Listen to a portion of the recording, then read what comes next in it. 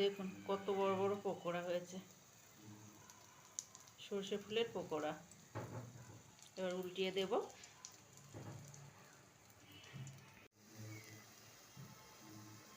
হয়ে গেছে, এবার তুলে ফেলবো। এরকম করে আপনারাও করে খেয়ে দেখবেন, খুব ভালো লাগবে সর্ষে ফুলের পকোড়া।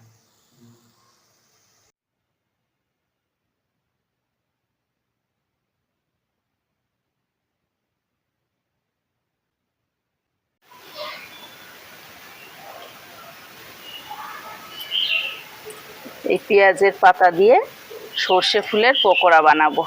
এটা একটা নতুন আইটেম, খুব ভালো লাগে খেতে। বাড়িতে হয়েছে, এটা কেটে নিচ্ছি।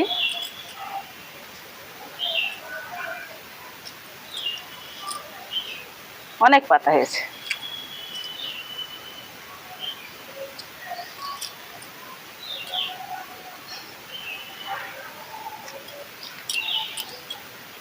সবাই পেঁয়াজের কলি খাই, আমার এটা পাতা।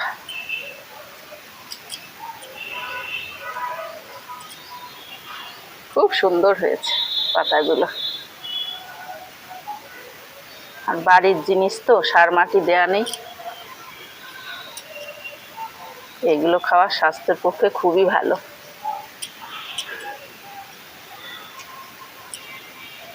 আর নেব না, অনেক হয়ে গেছে।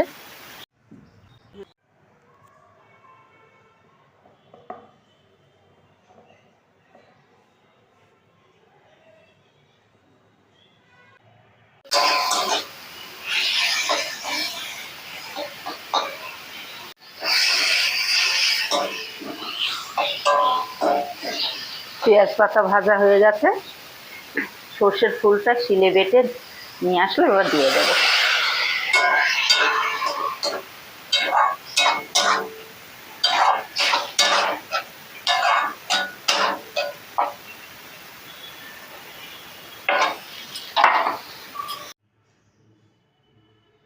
সর্ষের ফুলটা একটু কষিয়ে নিয়েছি, কড়াইতে দিয়ে একটু কষিয়ে নিয়েছি। এবার পকোড়া বানাবো, আপনারা দেখবেন।